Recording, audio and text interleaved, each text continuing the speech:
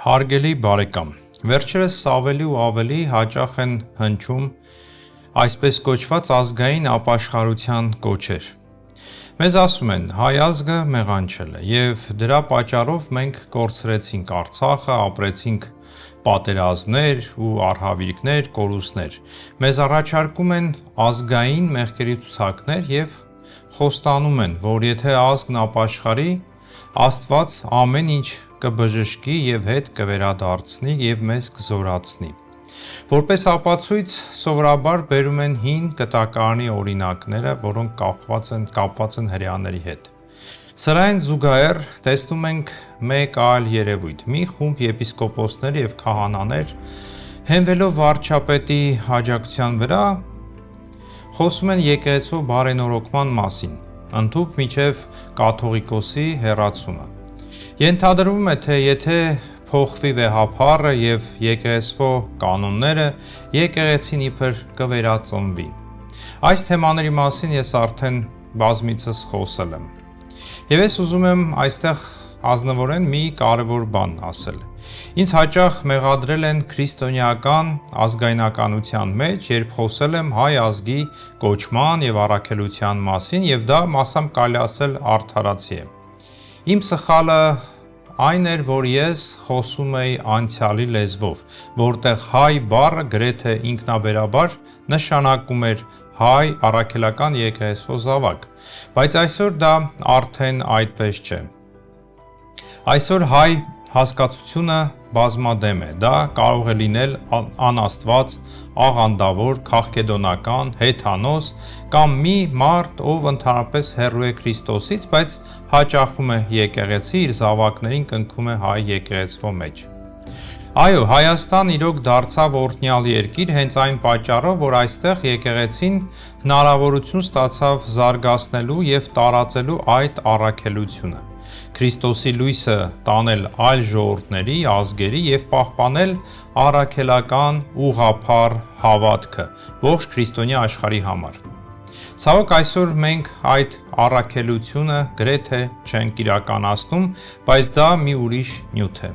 Եվ դրա համար էլ այսօր արդեն պետք է խոսել ոչ թե հայ ազգի առաքելության, այլ հայ առաքելական եկեղեցու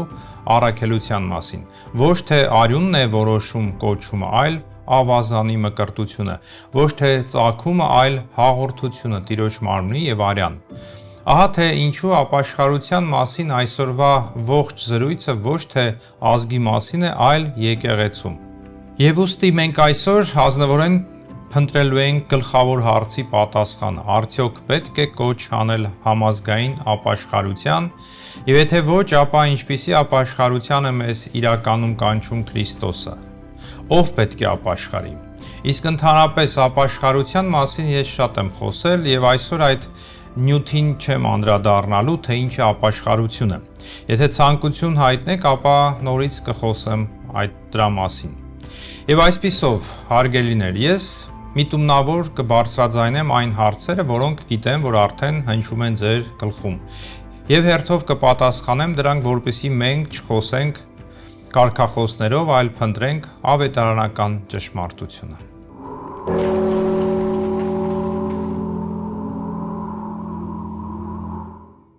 Խաղաղություն քեզ, հարգելի բարեկամ։ Եվ այսպես սկսենք առաջին հարցից. արդյոք հին կտակարանում եղել են համազգային ապաշխարություն։ Այո, դա անհերքելի մի փաստ է։ Իսրայելը պարզապես ժողովուրդ կամ պետություն չէր, այն Աստծու կողմից հաստատված ուխտի ժողովուրդ էր։ Աստված նրանց հենց խոսում էր ոչ միայն որպես առանձին անհատների բազմության, այլ որպես մեկ միասնական, իրավական և հոգևոր մի ամբողջության։ Սուրբ Գիրքն ասում է. «Եվ հիմա, եթե իրավ իմ ձայնին լսեք և իմ ուխտը պահեք, այն ժամանակ դուք ինձ համար սեփական ժողովուրդ կլինեք ամեն ազգերից, որովհետև իմն է բոլոր երկիրը, և դուք ինձ համար քահանաների թագավորություն և սուրբ ազգ կլինեք» Ելից 19:9։ Այսինքն Իսրայելն ուներ ընդհանուր ուխտ Աստծու հետ, ընդհանուր օրենք, ընդհանուր քահանայություն, ընդհանուր պատասխանատվություն, ընդհանուր օրհնություն և անեծք։ Իսրայելը պատասխանատվություն էր կրում Աստծո առաջ որպես մեկ ամբողջություն։ Ուստի օրհնություններն ու անեծքները տրված էին ոչ թե առանձին մարդկանց, այլ ժողովրդին որպես մի ազգի։ Երբ Իսրայելը մեղանչում էր, պատժվում էին հողը, բերքը, բանակը, թագավորությունը, նույնիսկ եղանակը։ Եվ եթե քո Աստծո ձայնին ուշադրությամբ լսես, որ զգուշությամբ կատարես նրա բոլոր պատվիրանները, որոնք ես այսօր քեզ պատվիրում եմ, քո Աստվածն էլ քեզ երկրիս բոլոր ազգերից գերազանց կանե, եւ այս բոլոր օրհնությունները քեզ վրա կգան, քեզ կհասնեն։ Բայց եթե քո Աստծո խոսքն չլսես եւ չպահես եւ չանես նրա բոլոր պատվիրանները, այն ժամանակ այս ամեն անեծքները քեզ վրա կգան եւ քեզ կհասնեն։ Անիծյալ կլինես դու քաղաքի մեջ եւ անիծյալ դաշտի մեջ, անիծյալ կլինի քո կողովը եւ քո տաշտը։ Երկրորդ Օրինաց 28-րդ գլխի մեջ ենք կարդում։ Երբ Իսրայելն ապաշխարում էր, հողը բժշկվում էր, երաշտը դադարում էր, հաղթանակներն էին գալիս, եւ իմ ժողովուրդը, որի վրա կոչված է իմ անունը, խոնարհվեն եւ աղոթ քանեն եւ իմ երեսը խնդրեն եւ իրանց չար ճանապարհներից ետ դառնան, այն ժամանակ ես կլսեմ երկնքից եւ կներեմ նրանց մեղքը եւ կբժշկեմ նրանց երկիրը։ Երկրորդ Մնացորդաց 7-րդ գլուխ։ Այստեղ առանցքային բառեր են իմ ժողովուրդը, որի վրա կոչված է իմ անունը եւ կբժշկեմ նրանց երկիրը։ Սա Աստծո եւ Իսրայելի միջև իրավական ուխտի լեզուն է։ Դա կրոնապետություն էր, այլ ոչ թե պարզապես կրոն կամ կրոնական մշակույթ։ Հենց այդ պատճառով Իսրայելը կարող էր մեղանչել որպես ժողովուրդ եւ ապաշխարել որպես ժողովուրդ։ Արդյոք մեր Տեր Հիսուս Քրիստոսը շարունակեց ազգային պատասխանատվության այս ձևաչափը։ Նոր ուխտի կնքումից հետո Աստված այլևս որևէ մեկ ազգի հետ չունի ազգային ուխտ։ Քրիստոսն ուղղակիորեն ասաց. ժամանակը կգա, երբ ոչ այս լեռան վրա, ոչ էլ Երուսաղեմում կերկրպագեն հորը, բայց ժամանակը կգա եւ արդեն եկել է, երբ ճշմարիտ երկրպագողները կերկրպագեն հորը հոգվով եւ ճշմարտությամբ։ Հովանու ավետարան 4-րդ գլուխ։ Իմ թագավորությունը այս աշխարհից չէ։ Հովանու 18։ Աստծո արքայությունը ձեր ներսում է։ Ղուկասի 17։ Սա նշանակում է արմատական շրջադարձ։ Այն պահից ի վեր այլևս չկա սուրբ հող հին կտակարանյան իմաստով։ Երուսաղեմը մեզ համար այսօր սուրբ է ոչ թե որովհետև ընտրված է Աստծուց որպես տարածք, այլ որովհետև այնտեղ կատարվեցին Քրիստոսի տնօրինությունները։ Չկա այլևս Աստծու կողմից ընտրված սուրբ պետություն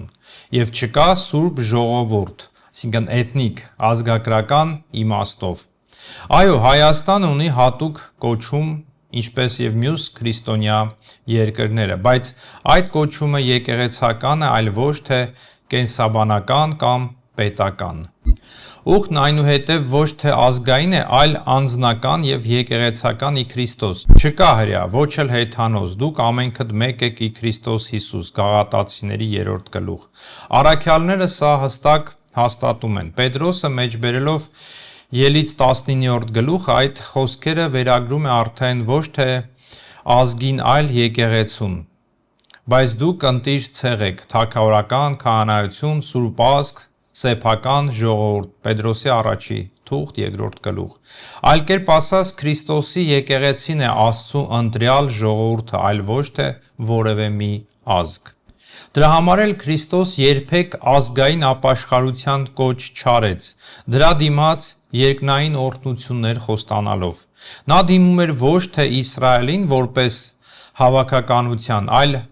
անհատին, ապաշխարեցեք, քանզի երկնքի արքայությունը մոտեցել է։ Եթե մարդիկ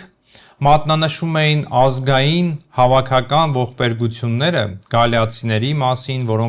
որոնց արյունը Պիղատոս խառնել էր նրանց զոհերի հետ, կամ նրանց մասին, ում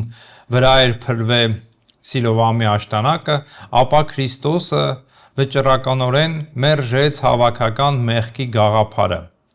Կարծում եք նրանք ավելի մեղավոր էին մյուսներից։ Ոչ, ասում եմ ձեզ, բայց եթե չապաշխարեք, բոլորն էլ այդպես կկորնչեք։ Ղուկասի 13-րդ գլուխ։ Այսինքն ոչ թե Իսրայելը մեղանչեց, այլ յուրաքանչյուրն անձնապես է կանգնած Աստծու առաջ։ Այդ պահից ի վեր աղետները այլևս ազգային անեծքի նշան չեն։ Քրիստոսն ասում է, նա իր արեգակը ծագեցնում է չարերի և բարիների վրա, Մատթեոսի 5-րդ գլուխ։ Ազգն ազգի դեմ պիտի ելնի, պիտի լինեն սովեր, համաճարակներ և երկրաշարժներ, և սրանք պատիժ չեն մեղքերի համար, այլ անկյալ աշխարհի հատկանիշները։ Այսպիսով, երկնային և երկրային իրադարձությունները այլևս ազգերի վրա Աստծու դատաստանի կամ օրհնության հատկանիշ չեն։ Աստված դատում է սրտերը և փրկում է եկեղեցին ու եկեղեցու մեջ։ Նույնն էին սովորեցնում նաև հենց առաքյալները։ Նրանք երբեք ազգային ապաշխարության կոչ չեն արել։ Ընդհակառակը, նրանք քարոզում էին, որ նոր ուխտում մեղքը անձնական է, ապաշխարությունը անձնական է, հավատքը անձնական է, փրկությունը անձնական է։ Պետրոս առաքյալն ասում է. «Ապաշխարեցեք և ձեզնից յուրաքանչյուրը թող մկրտվի» Գործք առաքելոց 2-րդ գլուխ։ Ոչ թե ժողովուրդը, ոչ թե երկիրը, այլ յուրաքանչյուր մարդ։ Իսկ Պողոս առաքյալը երբեք չի ասե. Հռոմը պետք է ապաշխարի, Հունաստանը պետք է ապաշխարի, Հրեաստանը պետք է ապաշխարի։ Նա ասում էր. Աստված այժմ պատվիրում է բոլոր մարդկանց ամենուրեք ապաշխարել։ Գործք առաքելոց 17-րդ գլուխ։ Սա տիեզերական և անձնական կոչ է, բայց ոչ ազգային։ Այո, նա դիմում էր բազմաթիվ մարդկանց, և շատերն ապաշխարում էին միաժամանակ, բայց դա բազմաթիվ անձնական դարձերի շարք էր, այլ ոչ թե ազգային ապաշխարություն։ Ուստի օրհնությունների և անեծքների հին կտակարանյան ձևաչափերը չեն փոխադրվում նոր կտակարանյան ժամանակներ։ Ոչ թե որովհետև Աստված փոխվել է, այլ որովհետև ուխտն է փոխվել։ Աստված նոր ուխտ է կնքել։ Հին կտակարանը դա Աստված և ազգը, իսկ նոր կտակարանը Աստված և անհատը ի Քրիստոս։ Ինչպես ասված է. «Իմ ուխտը պիտի դնեմ նրանց սրտերի մեջ» Երեմիայի 31, Եբրայեցիների 8։ Այլևս չկա ոչ հրեա և ոչ հեթանոս։ Եվ դրա համար, երբ այսօր որոշ հավատացյալներ պահանջում էին, թող ողջ ազգն ապաշխարի, որ Աստված բժշկի երկիրը, նրանք փաստացիորեն եկեղեցին հետ են տանում դեպի հին կտակարան և այն վերածում քաղաքական մի կրոնի առանց Քրիստոսի փրկության։ Իսկ սա աստվածաբանական սխալ է և հոգևոր արժեքների նենգափոխում։ Այսպիսով, ինչու՞մն է կայանում հոգևոր արժեքների նենգափոխումը։ Այն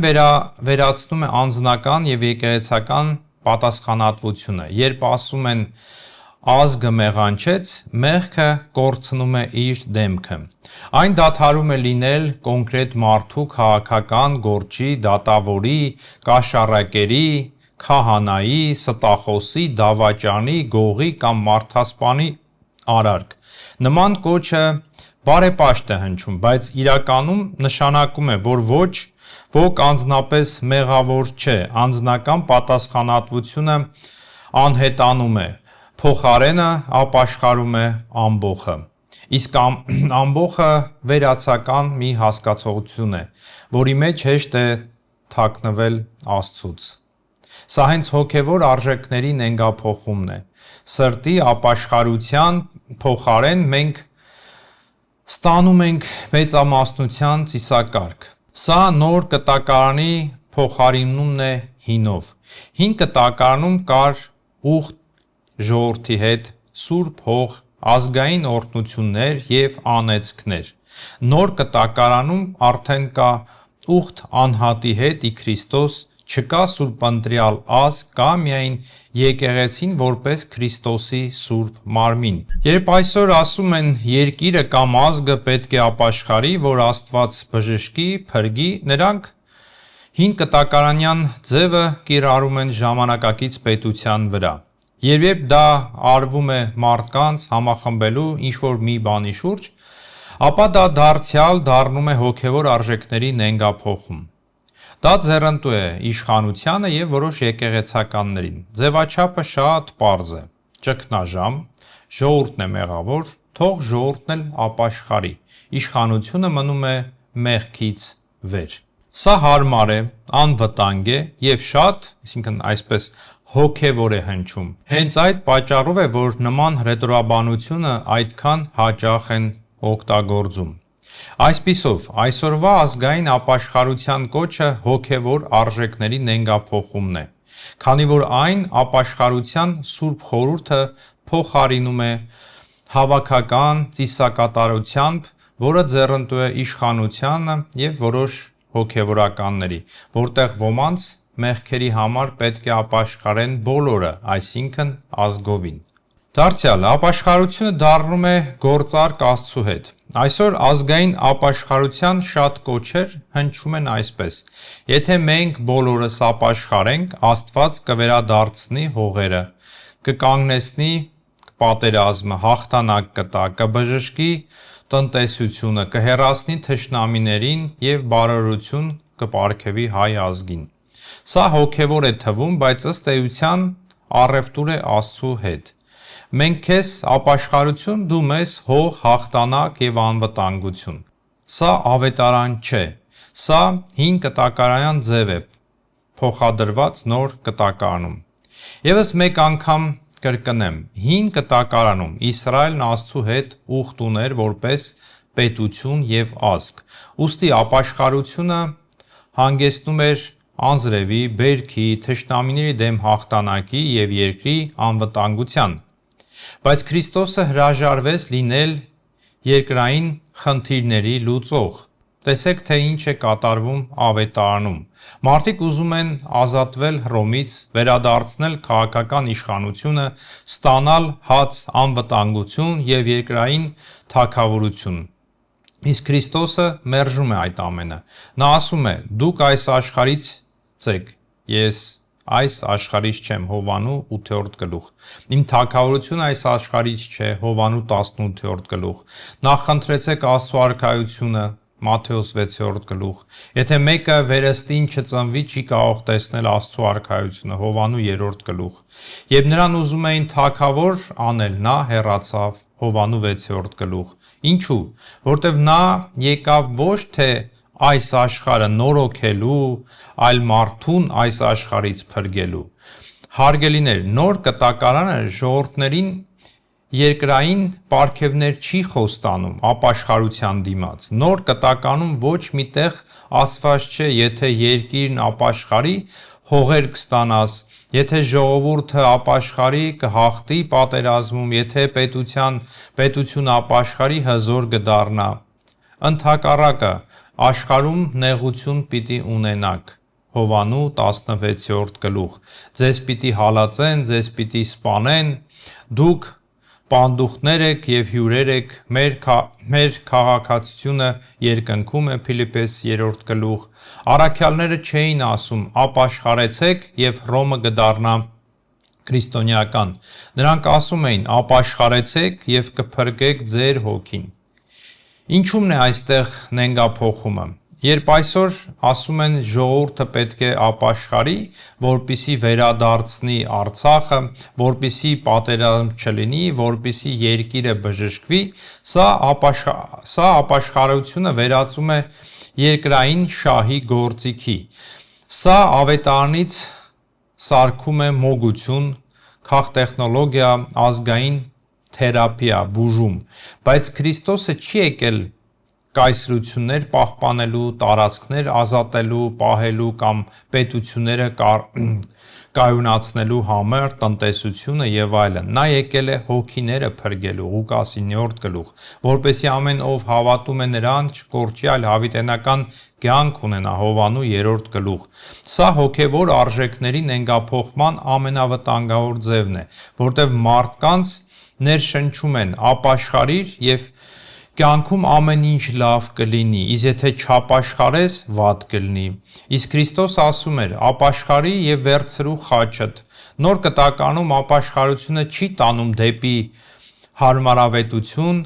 այն տանում է դեպի ճշմարտություն, դեպի սրբություն, դեպի հավիտենականություն։ Այսպիսով, հին կտակարան ապաշխարություն, անձրև, հաղթանակ, հող։ Նոր կտակարան ապաշխարություն, թողություն, փրկություն, հավիտենական կյանք։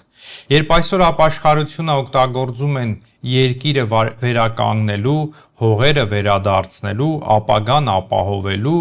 կամ կենցաղային խնդիրներ լուծելու համար, սա քրիստոնեություն չէ, սա վերադարձ է դեպի հին կտակարանյան բռնապետության առանց Քրիստոսի։ Եվ սա հոգևոր արժեքների նենգափոխման ևս մեկ ձև է։ Բայց հարց է առաջանում. արդյոք ընդհանրապես գոյություն ունի հավաքական պատասխանատվություն ազգի, պետության, հասարակության համար։ Ասեմ, այո, գոյություն ունի, բայց ոչ այնպես, ինչպես շատերն են կարծում։ Այն գոյություն ունի ոչ թե Աստծո առաջ հոգու փրկության համար, այլ պատմության ներսում, այն բանի համար, թե ինչպիսի հասարակություն ենք մենք ուզում կառուցել կամ կառուցում ենք։ Հասարակությունը կարող է հանդուրժել սուտը, աջակցել բռնությունը, հաշտվել կաշառակերության հետ, ծափահարել չարիքին, վախենալ ճշմարտությունը ասելուց։ Եվ այդ ժամանակ ծնվում են բռնապետություն, հեղափոխություններ, պատերազմներ, հողերի կորուստ, զոհեր, քայքայում, անարդարություն։ Սա պատմական պատասխանատվություն է, բայց սա նույնը չէ, ինչ հոգևոր մեղքն Աստծո առաջ։ Այս իմաստով ժողովուրդը իրոք կրում է իր ընտրության հետևանքները, բայց դա նույնը չէ, ինչ Աստծու կողմից անիծված լինել է մեղքի համար։ Հին կտակարանը ապրում էր այլ տրամաբանությամբ։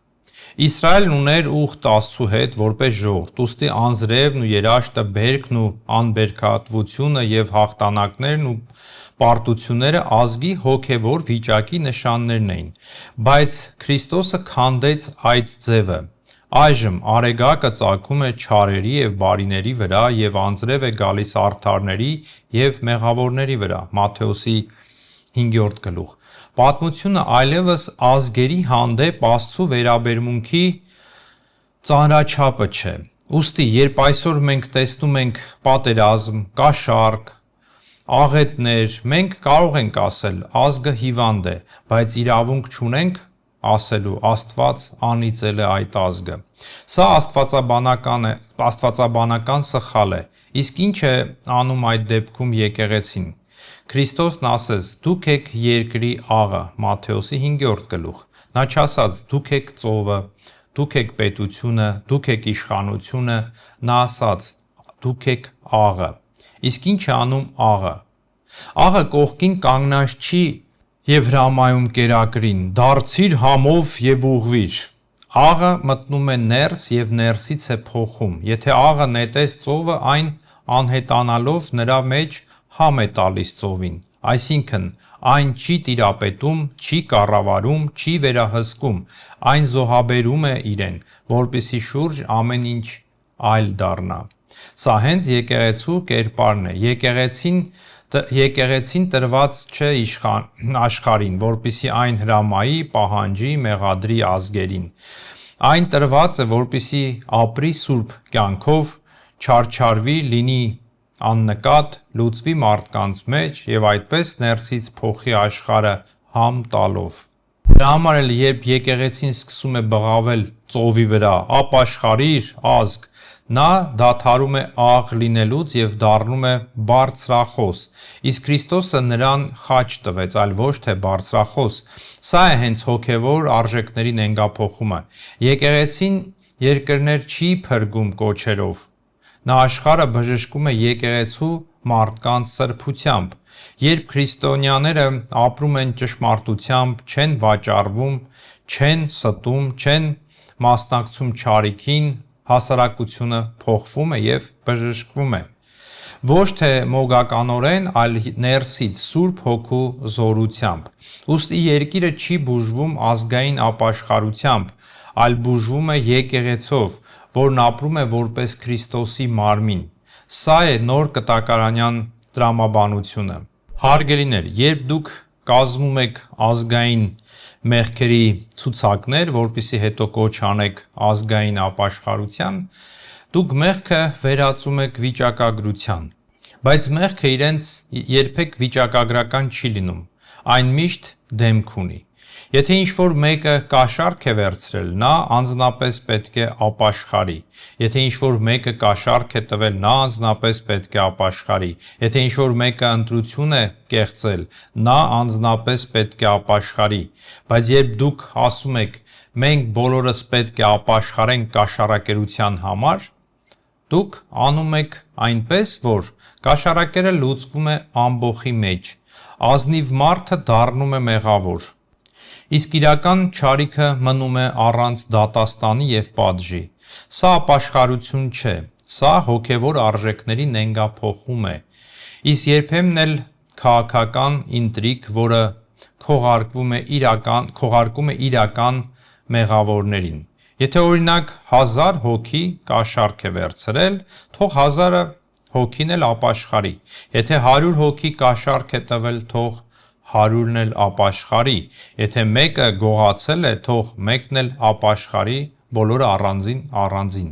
Բայց երբ դուք ստիպում եք ապաշխարել նրանց, ովքեր դա չեն արել, դուք մի քանի սարսափելի բան եք անում։ Դուք ստում եք Աստծու առաջ։ Խոստովանությունը ճշմարտություն է։ Ձեր մեղքերը միմյանց խոստովանեք, Հակոբոս 5-րդ գլուխ։ Չի կարելի խոստովանել այն, ինչը չես արել։ Դա արդեն ապաշխարություն չէ, այլ սուտ։ Իսկ Աստված ստահոդ խոստովանություն չի ընդունում։ Սա դարձյալ հոգևոր արժեքների նենգափոխում է։ Դուք ոչնչացնում եք մեղքի գաղափարը։ Երբ բոլորն են մեղավոր, նշանակում է ոչ ոք մեղավոր չէ։ Կաշառակերը թաքնվում է ազգի թիկունքում, դավաճանը լուծվում է ամբոխի մեջ։ Մեղավորը հեռանում է լույսից, բայց Քրիստոսը չի բուժում ամբոխի չարիքը։ Նա մեղավորին կանչում է իր անունով։ Հիշեք, Զաքեոս, ցած իջիր, ոչ թե Մաքսավոր, այլ դու։ Հուդա, համբուրելով ես մատնում, ոչ թե աշակերտներ, այլ դու։ Սիմոն, Սիմոն, Պետրոսը զգուշացվում է անձնապես։ Սավուխ, Սավուխ, ինչու ես ինձ հալածում, ոչ թե հրեաներ, ինչու եք ինձ հալածում, այլ դու, Սավուխ, ով կին, ուր են քեզ դատապարտողները, դիմում է սրտին և ոչ թե ամբոխին։ Պետրոս, սիրում ես ինձ, ոչ թե առաքյալներ, այլ դու, Պետրոս։ Քրիստոսը ամբոխի միջից մեղավորին դուրս է բերում դեպի լույսը և խոսում է նրա հետ դեմ առ դեմ։ Նա չի բուժում չարիքը զանգվածաբար, նա փրկում է մարդկանց անուն առ անուն։ Նույնիսկ հին կտակարանն է դա արգելում։ Աստված Եզեկիել մարգարեի միջոցով ասաց. «Որդին հոր անօրենությունը չպիտի կրի և հայրը չպիտի կրի որդու անօրենությունը»։ Դու չես կարող ապաշխարել մի մեղքի համար, որը չես գործել։ Դու կարող ես ցավել չարիքի համար, կարող ես աղոթել քո երկրի համար, կարող ես լաց լինել, որ կաշառակերություն կա քո երկրում, բայց դու չես կարող ուրիշի մեղքը խոստովանել որպես քոնը և դրա համար ապաշխարել։ Եվ երբ դուք ստիպում եք ազնիվ մարդուն ապաշխարել կաշառակերության համար, որ ինքը չի արել, դուք իրականում պաշտպանում եք կաշառակերներին, որտև մեղավորն այլևս պարտավոր չէ լույսի ներքո հայտնվել, նա թաքնվում է մենքի հետևում, այսպես կոչված մեղավորների հետևում, ովքեր իրանց վրա են վերցրել նրա մեղքը։ Սա մաքրագործում չէ, սա չարիքի հոգևոր քողարկում է։ Այո, մեղքի հետևանքները կարող են լինել ընդհանուր, բայց մեղքը և ապաշխարությունը Աստծո առաջ միշտ անձնական է։ Աստված չի ընդունում ապաշխարություն այն մեղքի համար, որը դու չես գործել։ Ուստի եկեղեցին մաքրում է ոչ թե ազգային մեղքերի ցուցակներով, այլ անձնական խոստովանությամբ եւ ապաշխարությամբ։ Խոստովանությունը մենք բոլորս մեղանչեցինք չէ, խոստովանությունը ես արեցին է։ Ահա թե որտեղ է անցնում սահմանը ճշմարիտ ապաշխարության եւ հոգեվոր արժեքների նենգափոխման միջև։ Այդ դեպքում մի կարևոր հարց է առաջանում. արդյոք նոր կտակարանում ընդհանրապես կա մի բան, որևէ նման է հավաքական ապաշխարությանը։ Այո, կա, բայց այստեղ պետք է լինել չափազանց ճշգրիտ։ Խոսքը ոչ թե ազգի կամ պետության մասին է, այլ եկեղեցու, որպես Քրիստոսի մարմնի։ Քրիստոսից հետո այլևս չկա սուրբ ժողովուրդներ եւ ազգեր, նա ունի սուրբ համայնք, եկեղեցի։ Սա նշանակում է, որ միակ հավաքականությունը, որը կարող է ապաշխարել որպես հոգևոր ամբողջություն, ոչ թե հայերն են, հույները կամ ռուսները կամ երկրները, ազգերը, այլ Քրիստոսի եկեղեցին։ Հենց այդ պատճառով է հայտնության գիրքն այդքան սկզբունքային։ Քրիստոսը դիմում է ոչ թե Հռոմին, Հրեաստանին կամ կայսրությանը, այլ կոնկրետ եկեղեցիներին՝ ապաշխարիր Եփեսոսի եկեղեցի, ապաշխարիր Զմյուրնայի եկեղեցի, ապաշխարիր Լաոդիկեայի եկեղեցի։ Նա դատում է ոչ թե մշակույթը, ժողովուրդը կամ իշխանությունը, այլ իր մարմինը։ Նա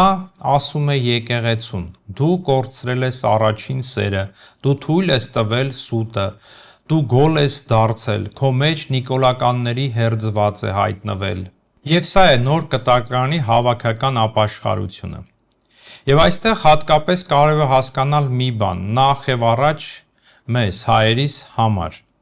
Հայ առաքելական եկեղեցին հայություն չէ, այն չի նույնանում ազգի հետ։ Հայ եկեղեցու մեջ կան ոչ հայկական ծագում ունեցող մարդիկ այլ երկրներից, ազգերից, մշակույթներից, որտև եկեղեցին այրուն չէ, եկեղեցին մկրտություն է եւ հաղորդություն Տիրոջ մարմնի եւ արյան։ Եվ հետևաբար, երբ Քրիստոսը կոչ է անում ապաշխարության, նա չի կանչում հայերին, նա կանչում է իր եկեղեցին, հայ եկեղեցին։ Երբ մենք ասում ենք թող հայ ազգը ապաշխարի, նա դիմում է վերացական մի ժողովրդի, իսկ երբ Քրիստոսն ասում է ապաշխարիր եկեղեցի, նա դիմում է կենդանի մարմնին, եպիսկոպոսներին, վարդապետներին, քահանաներին, վանականներին, հավատավոր աշխարհականներին եւ բոլորին, ովքեր իրապես կանգնած են Տիրոջ խորանի առջև։ Եվ հենց այստեղ է անցնում սահմանը ճշմարտության եւ հոգեվոր արժեքների նենգափոխման միջև։ Նոր կտակարանում ապաշխարության իսկական կոչը, իրական կոչը միշտ կոչ է եկեղեցուն, հավատացյալներին, այլ ոչ թե պետությանը կամ ազգին, որտև հենց եկեղեցին է եւ միայն նա, որ պատասխանատվություն է կրում Քրիստոսի առաջ այս աշխարհում լույսի, ճշմարտության եւ սիրո համար։ Եվ ահա այժմ առաջանում է կարևոր մի հարց.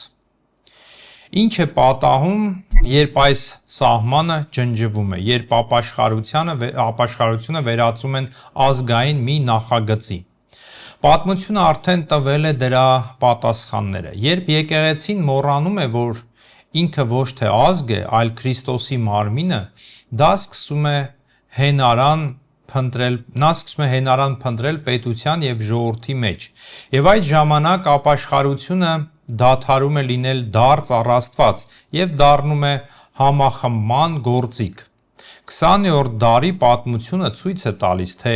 ինչի է դա հանգեցնում։ Երբ կրոնը միացնում են ազգային ապաշխարությանը եւ պետական իշխանությանը, դա չի բերում մաքրագործման, այլ բերում է աղետի։ Օրինակներ բերեմ։ Գերմանիա 1930 թվականներ, քրիստոնեական ազգ։ Առաջին համաշխարհային պատերազմից հետո Գերմանիան նվաստացած էր, քայքայված եւ բարոյապես կոտրված։ Մարդիկ փնտրում էին աղետի ոչ միայն տնտեսական, այլև հոգեվոր բացատրությունը։ Հայտնվեց գաղափարը՝ մենք գերմանացի ժողովուրդս մեղանչել ենք եւ պետք է վերածնվենք որպես քրիստոնեական ազգ։ Սրա վրա աճեց գերմանացի քրիստոնյաների շարժումը, ազգային եկեղեցի ստեղծելու փորձը։ Նրանք ասում էին. մենք կմաքրենք Գերմանիան, կվերադարձնենք հոգևոր ուժը, կազատենք ժողովրդին ապականությունից։ Եվ շատ արագ մեղքը դադարեց անձնական լինելուց, այն դարձավ այն, ինչ վնասում է ազգին։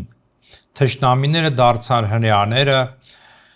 այլախոհները, թույլերը, հիվանդները, ոչ ճիշտ մարդիկ։ Խաչը վերածվեց ազգային խորհրդանշի, Քրիստոսը գաղափարախոսության, իսկ ապաշխարությունը քաղաքական ծիսակարգի։ Ինչով սա ավարտվեց, լավ գիտեք։ Պարսկաստան 1979 թիվ։ Ազգը պետք է վերադառնա առ Ալլահ։ Իսլամական հեղափոխությունը սկսվեց հետևյալ կարգախոսով. մենք ապականված ազգ ենք, մենք պետք է ապաշխարենք Ալլահի առաջ։ Եվ ինչ եղավ արդյունքում։ Կրոնը դարձավ օրենք, մեղքը պետական հանցագործություն, պետությունը Ալլահի գործիք, հավատքը վերածվեց վերահսկողության համակարգի, իսկ անհամաձայնությունը մեղքի։ Ռուսաստան 1991 թիվ։ Հետո մենք բոլորս մեղավոր ենք 17 թվի համար։ ԽՍՀՄ փլուզելուց հետո հայտնվեց շարժում։ Ռուս ժողովուրդը պետք է ապաշխարի հեղափոխության եւ անաստվածության համար։ Ռուս ժողովուրդը պետք է ապաշխարի Նիկոլայ II ցարի սպանության համար։ Սա բարեպաշտ, նույնիսկ հուզիչ էր հնչում, բայց ով էր իրականում ապաշխարում։ Ոչ թե կոնկրետ դահիճները, հեղափոխականները, հրաման կատարողները, կուսակցական վերնախավը կամ ՊԱԿ-ը, ԿԳԲ-ն, այլ սովորական մարդիկ, երիտասարդությունը, որոնք նույնիսկ չէին ծնվել այդ ժամանակներում, եւ ռուս եկեղեցին։ Մեղքը լղոզվեց։ Մենք բոլորս մեղավոր ենք Աստծո առաջ։ Արդյունքում իրական մեղավորները չապաշխարեցին, իսկ եկեղեցին կապվեց պետության հետ, դառնալով նրա խոսափողը եւ գաղափարախոսական գործիքը։ Սա եւս մեկ անգամ ցույց է տալիս, երբ ապաշխարությունը կտրում են կոնկրետ մեղքից եւ կոնկրետ մեղավորից, այն վերածվում է գաղափարախոսության, այլ ոչ թե դարձ առ Աստված։ Ինչն է միավորում այս երեք դեպքերը։ Միշտ նույն բանը։ Կրոնը դառնում է ազգային նախագիծ, ապաշխարությունը քաղաքական կարգախոս, որը ձեռնտու է քաղաքական վերնախավերին։ Եկեղեցին կամ հավատքը կորցնում են իր ազատությունը։ Պետությունը իդեմս իշխանությունների ստանում է սրբազան արդարացում իր մեղքերի համար։ Սա հենց հոգևոր արժեքների նենգափոխում է։ Եվ դրա համար այսօր մեզ մոտ տագնապալի հարց է առաջանում. արդյոք նմանատիպ մի բան չենք տեսնում նաև Հայաստանում։ Երբ քաղաքական իշխանությունը սկսում է խոսել եկեղեցու բարեփոխումների, նրա վերնախավի նորացման անհրաժեշտության մասին, երբ վարչապետը հավաքում է եպիսկոպոսներին եւ քննարկում է կաթողիկոսի ճակատագիրը, սա արդեն չեզոք հոգևոր հոգացություն չէ, սա փորձ է տեղափոխելու այն նույն տրամաբանությանը, որը տեսանք Գերմանիայում, Իրանում, Պարսկաստանում եւ Ռուսաստանում։ Եկեղեցին ենթարկեցնել ազգային եւ պետական նախագծին։ Երբ պետությունը սկսում է որոշել, թե ով պետք է լինի վեհափառ,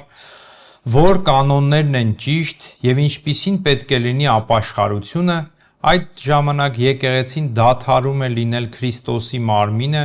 եւ դառնում է իշխանության մի ինստիտուտ։ Իսկ սա միշտ ավարտվում է նույն կերպ, ոչ թե մաքրագործմամբ, այլ հոգևոր աղետներով։ Այդ դեպքում առաջանում է եւս մի հարց։ Եթե Քրիստոս ապաշխարություն է կանչում իր եկեղեցին, այլ ոչ թե ազգին, ապա ինչու պետք է ապաշխարի այսօր հայ եկեղեցին եւ ինչպես պետք է այդ ապաշխարությունը կատարվի անհատականապես, թե նաեւ հավաքականորեն Աստծո առաջ։ Այո, հայ եկեղեցին պետք է ապաշխարի, այսինքն դարերի ընթացքում էլ ապաշխարել է, դա նորություն չէ, բայց որպես եկեղեցի, այլ ոչ թե որպես ազգ,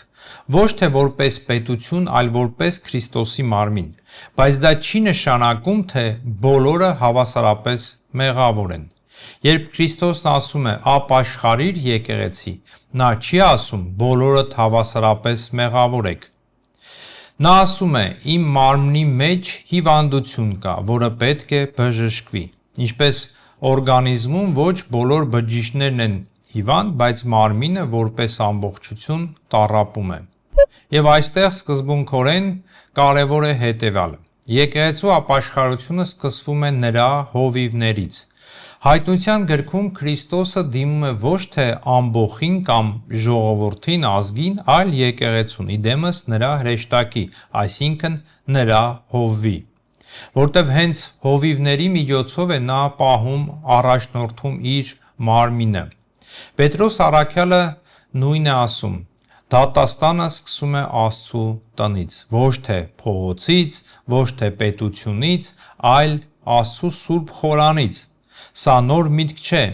այն արդեն ասված է հին կտակարանում։ Մարգարեները հանդիմանում էին ոչ թե ժողովրդին, այլ հովիվներին։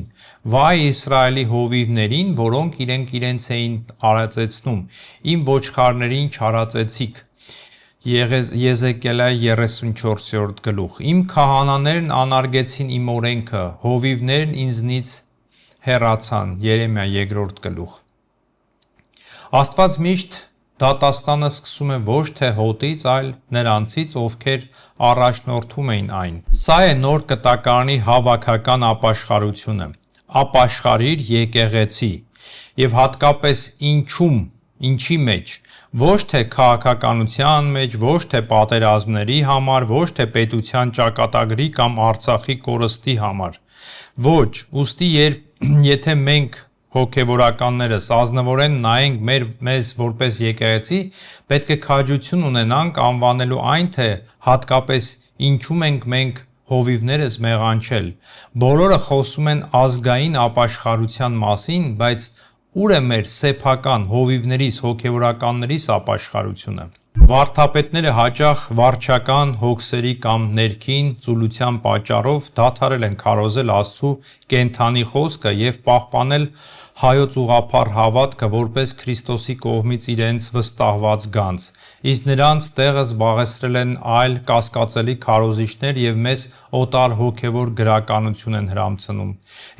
Եպիսկոպոսները հաճախ ձեռնադրում են մարդկանց ոչ թե ըստ հոգևոր արժանինքների, այլ հարմարավետության, կապերի եւ հավատարմության համար, եւ դրա պատճառով նման մարդիկ, այսինքն այդ հոգևորականները ձեռնադրված, դառնում են մեծ գայթակղություն հավատացյալների համար։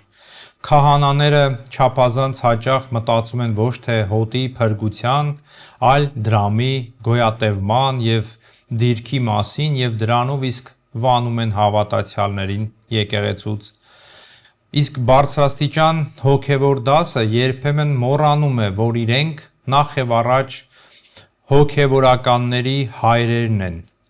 ավակ եղբայրներն են, այլ ոչ թե կառավարիչներ, եւ կրտսեր սպասավորներին թողնում են մենակ աղքատության, մենակության եւ փորձությունների հետ, ինչից հետո նրանցից ոմանք միանում են բարենորոգման շարժմանը։ Որոշ կղերականներ տարվում են քաղաքականությամբ, գաղափարախոսություններով եւ ազգային նախագծերով եւ աստիճանաբար իրենց կյանքից կորցնում են հենց իրեն մեր Փրկչին Հիսուս Քրիստոսին։ Եվ սրան պետք է ավելացնել եւս մեկ ծանր մի բան։ Հայ եկեղեցու բարձրաստիճան հոգևոր դասը եպիսկոպոսները, պատրիարքները, կաթողիկոսները, ի թիվս այլ բաների, նաև հոգևոր դատավորներ են եկեղեցում։ Ուստի երբ այդ դատարաններում հաղթում է ոչ թե ճշմարտությունը, այլ վախը, կապերը, հարմարավետությունը կամ քաղաքականությունը, երբ պատժվում են անմեղներին եւ անհարմար մարդկանց, երբ հովանավորվում են հզորներին եւ կոտրում թույլերին, եկեղեցին վերք է ստանում հենց իր սրտում։ Սա նույնպես հովիվների մեղքն է, որտեղ դատաստանը եկեղեցում Քրիստոսի դատաստանի շարունակությունն է։ Եվ երբ այդ դառնում է անարդար, այն խաթարում է Աստծու պատկերը մարդկանց աչքերում, եւ այդ ժամանակ մարդիկ հեռանում են ոչ թե նրա համար, որ վատն են, այլ որովհետև եկեղեցում ճշմարտություն չեն գտնում։ Եվ ահա միայն այն ժամանակ, երբ հովիվները, նման բարձրաստիճան հոգևորականները կանգնեն Աստծու առաջ եւ անկեղծ ապաշխարությամբ ասեն. մենք չպահպանեցինք հոտը, մենք կորցրեցինք մարդկանց, մենք չխնայեցինք հավատացյալներին։ Հենց այդ ժամանակ էլ կսկսվի մարմնի ամբողջական իսկական բժշկումը, նորոգումը։ Իսկ ինչպես վարվել հասարակ հավատացյալների հետ, ով կարող է նրանց ապաշխարության կանչել։ Ինքը եկեղեցին իդեմս իր հովիվների։ Միայն եկեղեցին իշխանություն ունի ասելու ապաշխարեցեք, եւ սա շատ կարեւոր է, միայն նրանց, ովքեր գտնվում են իր ծոցում, ոչ թե դրսիններին, որտեվ ապաշխարությունը հասարակական կամ ազգային գործողություն չէ, դա եկեղեցու սուրբ խորհուրդ է։ Եկեղեցին չի ապաշխարում աշխարհի մեղքերի համար եւ չի դատում աշխարհը այդ մեղքերի համար։ Նա դատում եւ բժշկում է ինքն իրեն։ Իսկ Պողոս առաջի Կորինթացիս 5-րդ գլխում ասում է. «Քանզի ինձ ինչ պետք է, որ եկեղեցուց դուրս գտնվողներին էլ դատեմ։ Չէ, որ դուք եկեղեցուց ներսում գտնվողներին եք դատում, իսկ դրսիններին Աստված է դատելու»։ Իսկ ովքեր են այսօր հայ առաքելական եկեղեցու զավակները, անդամները, ոչ թե հայերը որպես ազգ, այլ նրանք, ովքեր մկրտված են հայ եկեղեցու ծոցում, հարում են նրա դավանանքին, ապրում են նրա սուրբ խորհուրդներով, ընդունում են նրա ուղղափառ վարդապետությունը։ Բոլոր մնացածը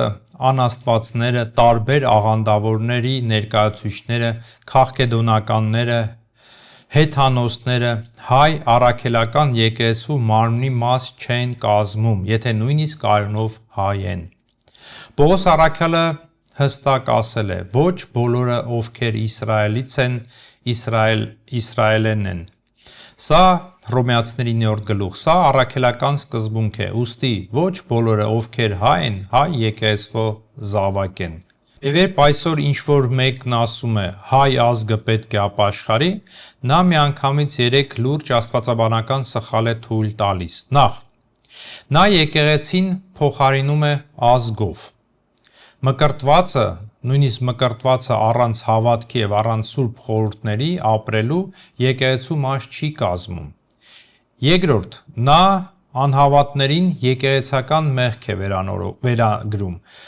Անաստվածը կամ հեթանոսը չի կարող եկեղեցականորեն ապաշխարել, նա Քրիստոսի ուխտից դուրս է։ Նույնը վերաբերում է նաև քրիստոնեական այլ հարանվանություններին, որոնք հայ եկեղեցու մաս չեն կազմում եւ չեն կրում նրա հոգեվոր պատասխանատվությունը։ Երրորդ, նա ավետարանը վերածում է ցեղակրոնի, կարծես արյունն ու ծագումն է ավելի կարևոր, քան մկրտությունը եւ Քրիստոսի արյունը։ Իսկ դա արդեն քրիստոնեություն չէ։ Դա հոգեվոր արժեքների նենգափոխում է։ Իսկ ինչպես պետք է եկեղեցին բերի այդ ապաշխարությունը։ Եկեղեցին չի ապաշխարում ուխտ երթերով, հանրահավաքներով, վարչապետի օրակարգային բանաձևերով, իշխանությունների հրամանով կամ ճնշման տակ գումարած ժողովներով։ Եկեղեցին ապաշխարում է այնպես, ինչպես սովորեցնում է Քրիստոսը,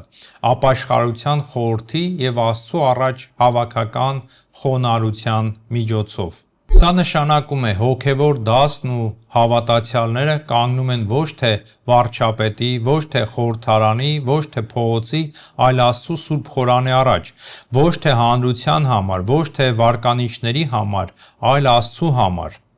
Ինչու պետությունը այդ բաների համար որևէ իրավունք չունի, որտեվ ապաշխարությունը դա սուրբ խորհուրդ է եկեղեցու, իսկ սուրբ խորհուրդը պետությանը չի պատկանում։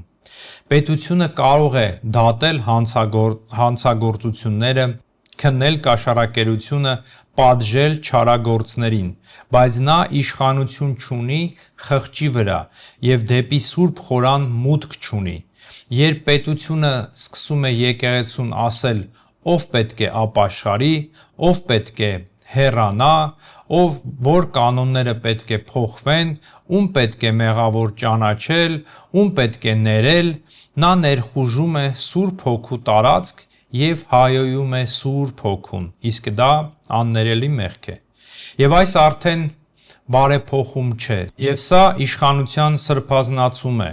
Ահա թե ինչու Քրիստոս այսքան հստակ սահմանազատեց. Կայսրինը կայսր, իսկ Աստծունը Աստծուն։ Ապաշխարությունը Աստծունն է, Սուրբ խորանը Աստծունն է, խիղճը Աստծունն է, և երբ իշխանությունը մտնում է այնտեղ, նա քանդում է թե եկեղեցին, թե հենց ինքն իրեն։ Ուստի եթե հայ եկեղեցին պետք է ապաշխարի, նա պետք է դա անի ազատորեն Աստծո առաջ, այլ ոչ թե պետության թելադրանքներով։ Եվ առաջին հերթին եկեղեցու հովիվները իդեմս բարձրաստիճան հոգևոր դասի պետք է ապաշխարեին այն բանի համար, որ եկեղեցին, այսօր հայ եկեղեցին կորցրել է իր առաջի սերը։ Քրիստոսը դարձել է խորհրդանիշ, այլ ոչ թե կենդանի Տեր և Փրկիչ։ Հավատքը մեր վերածվել է ծիսակատարության և ազգային ինքնության և մշակույթ։ Հովիվները լռում են ազդեցությունը չկորցնելու համար։ Ճշմարտությունը փոխարինվում է հարմարավետությամբ։ Հայությունը դարձել է Քրիստոսից ավելի կարևոր։ Մարդիկ հեռանում են, որովհետև տաճարներում այլևս չեն հանդիպում Աստծուն։ Եվ երբ հայ եկեղեցու բարձրաստիճան հոգևորականը սկսեն ապաշխարությունը, այն ժամանակ էլ մարմինը կսկսի իր բժշկումը։ Ուստի ես հույս ունեմ, որ հայ եկեղեցու եպիսկոպոսաց դասը իր ժողովներից մեկում կկարողանա հրապարակավ հանդես գալ նման ապաշխարության խոսքերով Աստծու և իր հոտի առաջ, որովհետև հենց սա է նոր կտակարանյան նորոգման ճանապարհը։ Հարգելիներ, շատ եմ կրկնում, բայց հիմա էլ ամփոփենք։ Քրիստոսը ազգերը ապաշխարության չկանչեց։ Նա ապաշխարության կանչեց իր եկեղեցուն։ Ոչ մի ժողովուրդ, ոչ հայերը, ոչ հույները, ոչ ռուսները, ոչ վրացիները սուրբ ժողովուրդ չեն։ Նոր կտակարանյան իմաստով սուրբ է միայն Քրիստոսի մարմինը, իր եկեղեցին։ Ուստի ազգային ապաշխարության ցանկացած կոչ հետադարձ է դեպի հին կտակարան և ավետարանի փոխարինում կրոնական քաղաքականությամբ։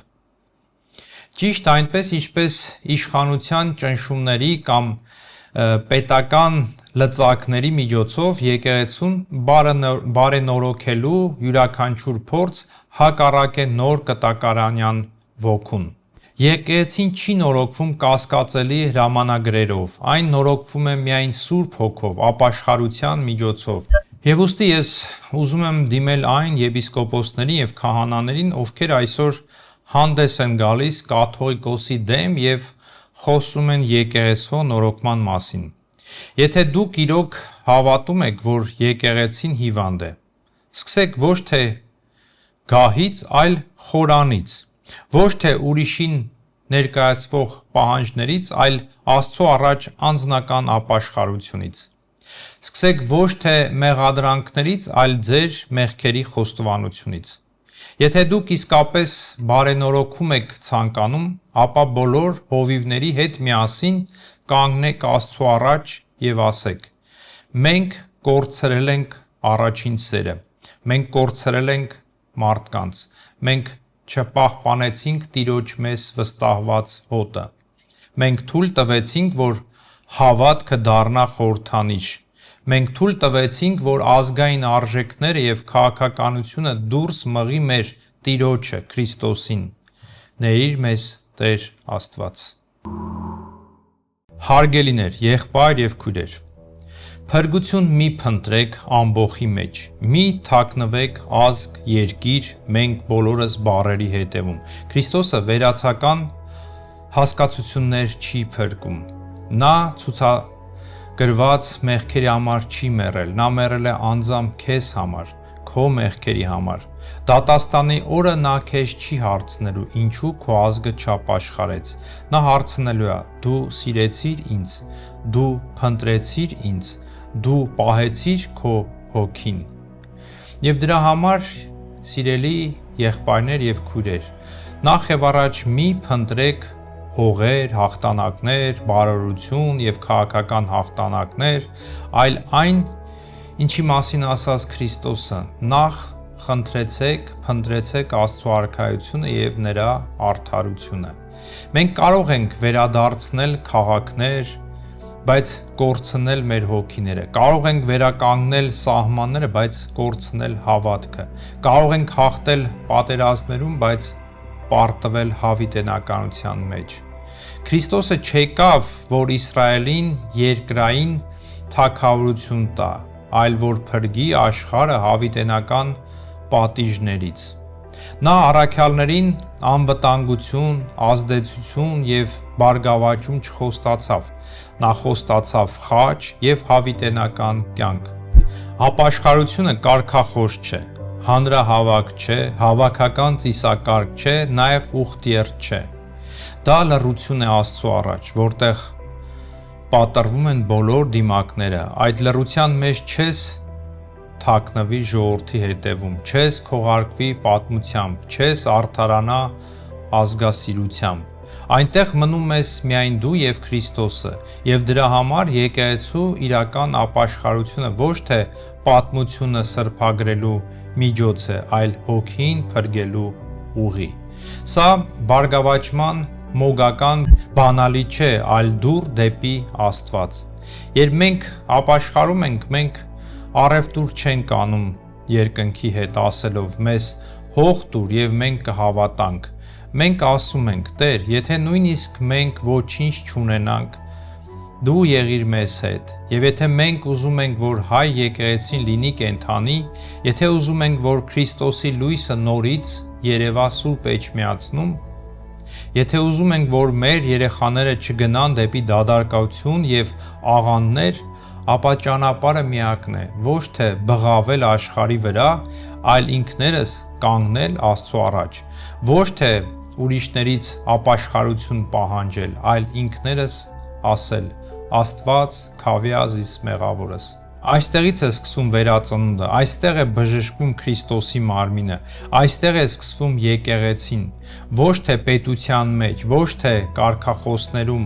ոչ թե ազգային մեղքերի ցուցակներում, այլ կենդանի Քրիստոսի առաջ կանգնած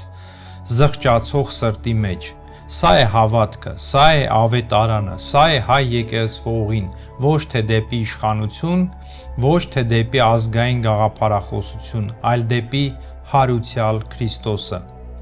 Նմա փառք հավիտյանս հավիտենից ամեն։ Այսօր այսքանը, շնորհակալ եմ ձեզ, Աստված ձեզ պահապան։